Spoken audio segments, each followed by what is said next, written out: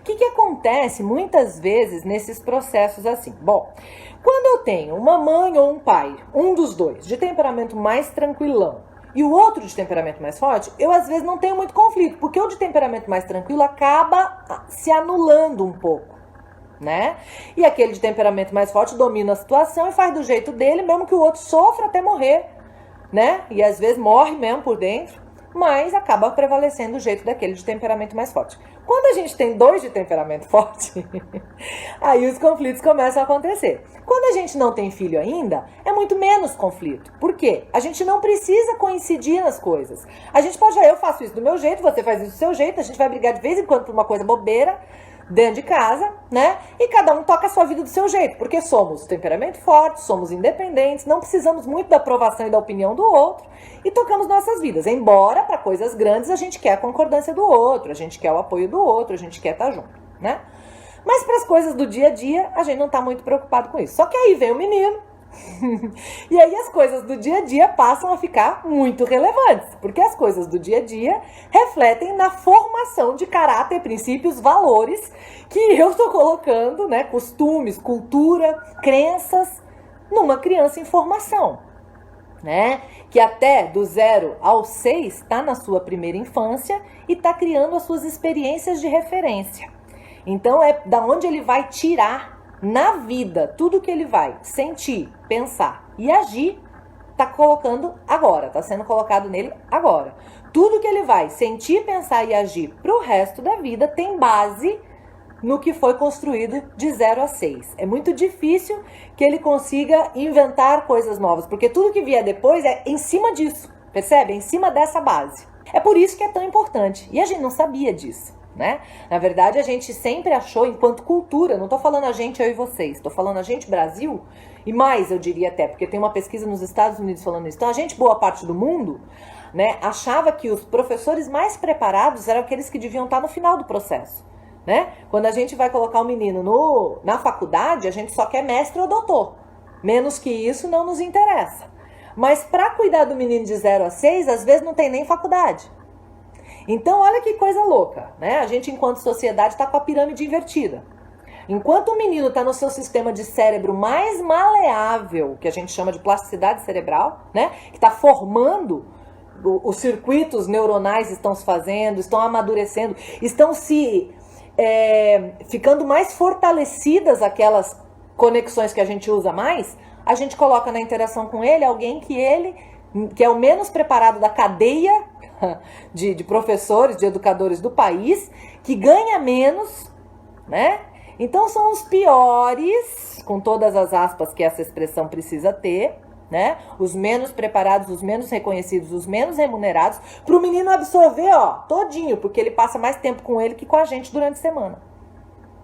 E aí esse é o modelo de adulto que eu coloco pro menino. Aí a hora que ele já tem 18, 19 anos, que ele vai pra faculdade, que ele já não tem condição mais de absorver princípios, valores, caráter, isso já tá formado, aí ele tem com os mais preparados, os mais remunerados, não necessariamente os melhores.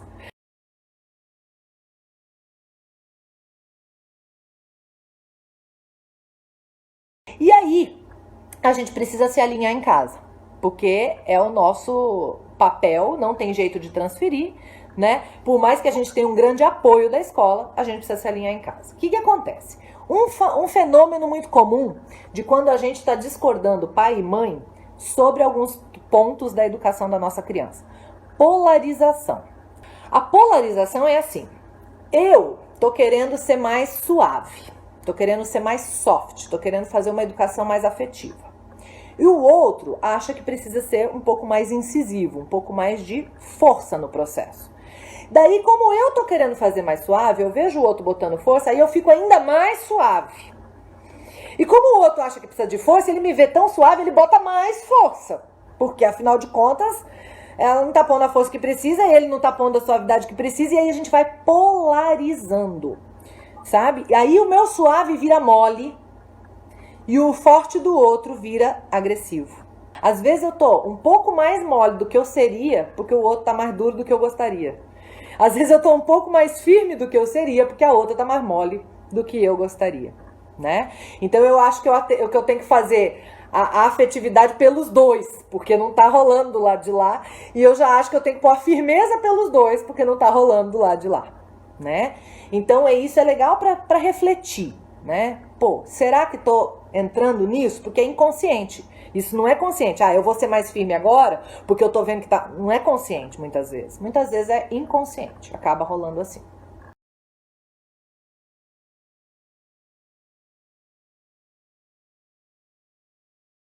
A gente se admira e se gosta e se ama como marido e como mulher. Por isso a gente decide continuar casado com a pessoa que a gente escolheu. Quando vem um menino, um filho, uma criança, a gente tem a oportunidade de se admirar e de se amar e de se conhecer como pai e como mãe. Que a gente não sabia como seria. A gente, na verdade, faz uma grande aposta, né? A gente casa com o ser humano e não tem ideia de como ele vai ser como pai. Talvez você tenha pensado nisso antes, eu não pensei, né?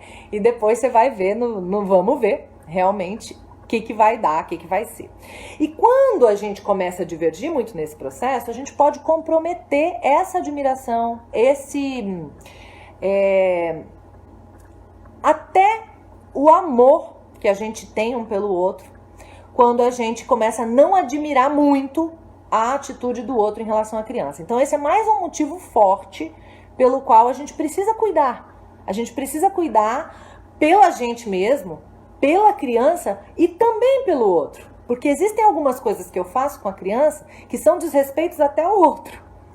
E o outro é esse outro, com esse pacote de vida que ele traz, com essa bagagem que ele traz, com essa estrutura que ele traz, que às vezes cabe buscar uma terapia, que às vezes cabe buscar outros recursos que nos ajudem. Porque às vezes a nossa estrutura, a nossa bagagem, realmente está complicando o processo, né? Então, outra coisa para avaliar. Será algum ponto em mim que eu consigo reconhecer que se eu tiver de repente um trabalho, uma ajuda, pode ficar mais fácil? Pode melhorar? São pontos interessantes também para a gente pensar. Não é raro casais que tiveram problemas no casamento e acabaram separando por conta dessas divergências na criação da criança.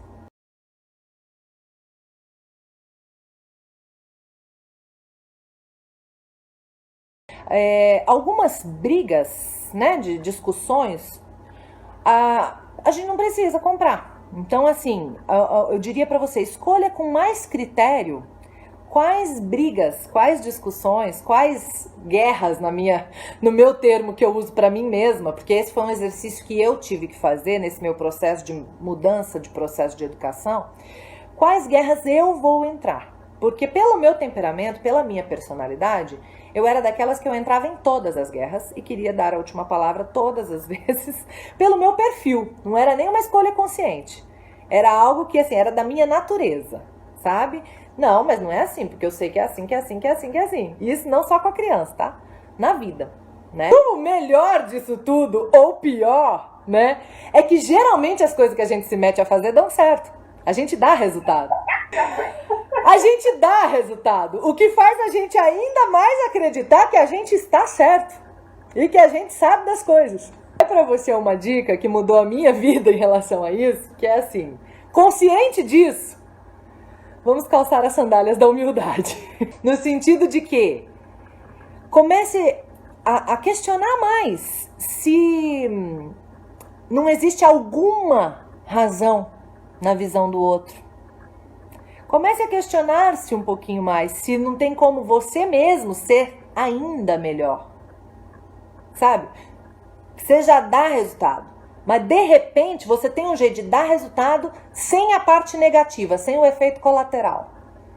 Porque a gente é trator, a gente atropela o filho, a gente atropela o cônjuge, a gente atropela pessoas inferiores, a gente não suporta inferioridade, vitimismo, a gente não aguenta, a gente não tem a menor paciência para isso. Então, a gente só tem que tomar um cuidado, que assim, muita coisa disso que a gente é maravilhoso e dá resultado. Só que não é tudo que é maravilhoso.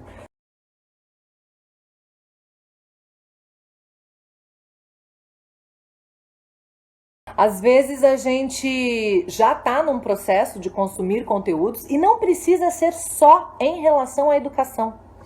também pode ser em relação ao autoconhecimento e ao autodesenvolvimento. Por exemplo, PNL, Programação Neurolinguística, né? Não sei até que ponto você já está nessa caminhada. A caminhada do autoconhecimento é um caminho que a gente começa a caminhar e ele é infinito até morrer, né? A gente nunca vai se conhecer completamente e nunca vai desenvolver tudo que a gente poderia desenvolver. Óbvio, né? Então, toda vez que a gente tem uma oportunidade de se aprofundar um pouco nisso, a gente fica um pouco melhor. A gente vai tendo novos recursos. Sabe o que acontece? Quando a gente não caminha muito nessa estrada, a gente tem os recursos que vieram de fábrica pelo temperamento e da vida pela experiência. Mas são pouquíssimos e às vezes não são nobres esses recursos que vêm do temperamento e da experiência. Enquanto que tem um monte de gente que estudou um monte de coisa sobre recursos nobres de comunicação, de educação e de relacionamento, que a gente pode lançar a mão com a nossa inteligência, com a nossa potência, a gente vira case de sucesso, inclusive nisso, sabe? E que, na verdade, foi a minha história, né? Foi o que eu fiz, eu fui me aprofundar nessas partes. Por quê? Porque eu fui obrigada. O meu menino não parou de chorar. Qual é o melhor pai que você pode ser? Sabe assim? Nesse sentido. Será que eu tô sendo o melhor pai que eu consigo ser? Ou será que tem jeito de ficar ainda melhor? Ou será que tem como aprimorar? Nesse processo, pai, lembra que, né? Faz parte de ser bom marido, ser bom pai. Não tem jeito de separar o processo, né? Então, assim, o bom pai agora também é bom marido e agora as coisas estão meio juntas. Então, que eu preciso, né? O que eu preciso buscar, me aprimorar, ler, assistir um vídeo, fazer um curso rápido, a coisa que vai... A gente é rápido, a gente não precisa de muita coisa para virar a chave, sabe? Então, que conteúdo eu preciso consumir para ser uma pessoa que traga ainda melhores resultados, como pai e como marido, né? Para aliviar essa parte que tá pegando. Não tem uma parte que tá pegando, né? E como é que eu posso, então, trabalhar nisso? É esse convite que eu te faço, nesse sentido, sabe? Pensar sobre isso, né? E não tô dizendo que o que você tá fazendo tá errado. Eu não gosto de certo e errado, né? Não acho bacana isso. Eu só acho que a gente precisa de resultado nessa vida, né? Então, provavelmente, o que você está fazendo está te trazendo resultado, né? E aquilo que eu disse, alguns efeitos colaterais. Então, como é que eu consigo ter resultado e minimizar os efeitos colaterais? É possível. Existe possibilidade disso, né? E é esse o convite que eu queria te fazer. De repente, se você der uma mergulhada rápida em alguns cursos voltados para ir, método Montessori. O primeiro que eu recomendo é o Montessori em Casa do Mundo em Cores. Fui eu que fiz, tem 20 horas, né? É gravado, então você vai lá e assiste quando quiser. E depois tem algumas participações ao vivo, se quiser, né? Que você pode esclarecer dúvidas, tirar e tal. Se não quiser, é só conteúdo gravado mesmo e tal.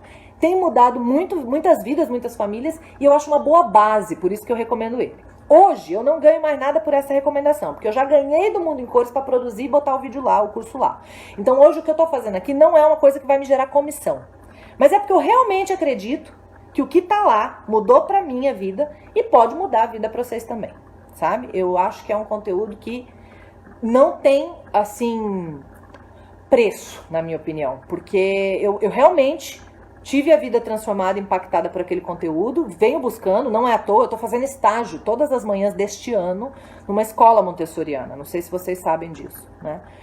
Para terminar uma formação, porque eu fui fazer, eu mergulhei de cabeça, eu não consegui ficar fora desse universo, porque eu descobri um jeito tão nobre e tão bacana de educar e de produzir seres humanos que dão resultado, sem precisar agredir, gritar, bater, usar de força e violência, que eu não foi mais forte que eu preciso mergulhar mais nisso, eu quero mais disso, né? E aí eu enveredei por esse caminho mesmo, não sei até onde que eu vou, não sei quando eu volto, não sei. Mas eu sei que foi realmente avassalador para mim a descoberta dessa possibilidade, porque eu não sabia que isso era possível, né? Dentro da minha bagagem de experiência de vida, era na força.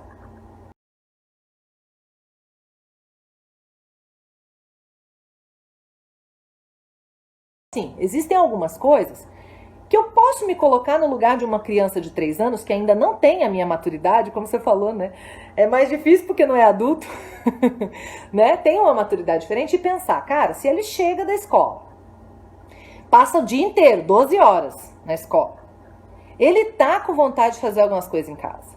Tá com vontade, né? Ele precisa conviver com a gente para criar vínculo, porque é agora que cria vínculo, né?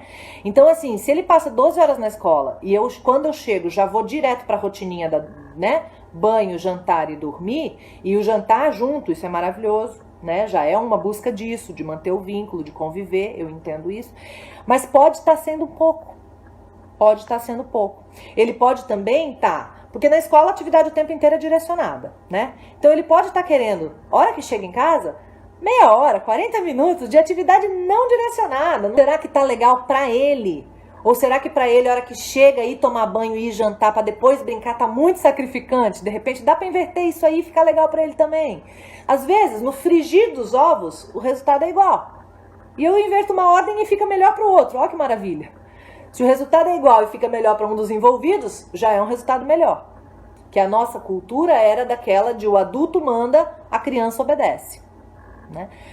Mas a gente precisa pensar se a gente quer criar subordinado ou líder. O menino veio com personalidade de líder. Você vai ter muito trabalho para fazer esse menino ser subordinado. Então, para que desperdiçar o líder que já veio dentro dele? Algumas coisas importantes. Por exemplo, ele é independente demais. Ele quer pegar a faca, já sair cortando. Ao invés de podar, que foi a palavra que você usou, né? Podar essa ação, porque a ação é maravilhosa. Tudo que a gente quer depois no mercado de trabalho é a gente que tem ação, né? Então, ao invés de podar a ação, por que eu não penso assim? Beleza, se ele não pode ainda pegar uma faca de ponta para cortar, será que existe um outro instrumento sem ponta que ele possa cortar? Um cortador, eu mostrei esses dias atrás num vídeo, cortador, ele chama, se você procurar no Google, é cortador ondulado para legumes, uma coisa assim, né? Que não tem ponta, ele substitui a faca, ele não corta na gente, você faz assim, ele não corta. É super seguro, a gente usou aqui em casa há vários anos, né? E é um jeito de você não podar e simplesmente direcionar. Porque olha só, com um menino desse temperamento que vocês têm aí, o melhor que a gente tem a fazer é direcionar. Toda vez que a gente tentar podar ou segurar, ele vai ficar igual mola encolhida. Sabe mola encolhida? A hora que escapar, é daqueles descontroles que ninguém consegue segurar, né? E às vezes isso vai se mantendo até a adolescência, porque até uma certa idade a gente segura. Na adolescência, né? É aquele processo que vai, e aí eu não sei para onde vai. Pode ir para coisa boa, pode ir para coisa ruim. Então, se eu conseguir manejar mais do que segurar ou podar, direcionar, orientar, sabe? Ó, você quer cortar? Então faz assim. Não simplesmente não pode. O não pode até existe, mas ele precisa ser menos utilizado. A gente usa muito na nossa cultura.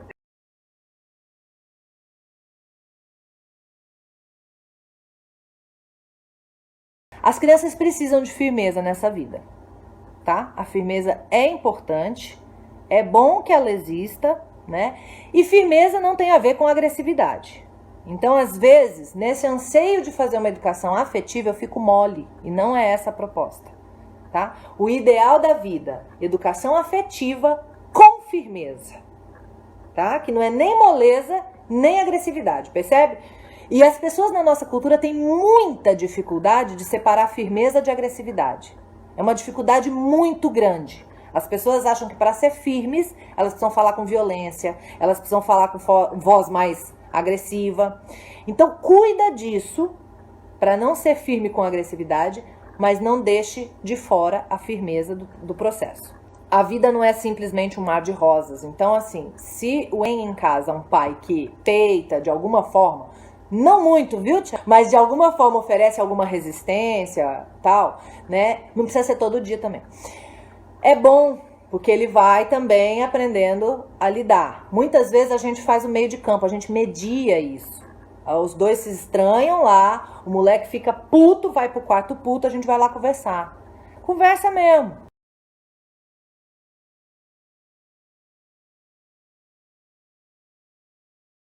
Isso aí não pode acontecer. Se papai não deixou, o papai não deixou. E aí eu vou conversar com a criança, mesmo que eu fale, olha, meu filho, a mamãe até acha que poderia deixar, mas o papai falou, tá falado. Aí eu vou conversar com o papai. Pô, papai, na próxima vez podemos deixar isso, né, papai?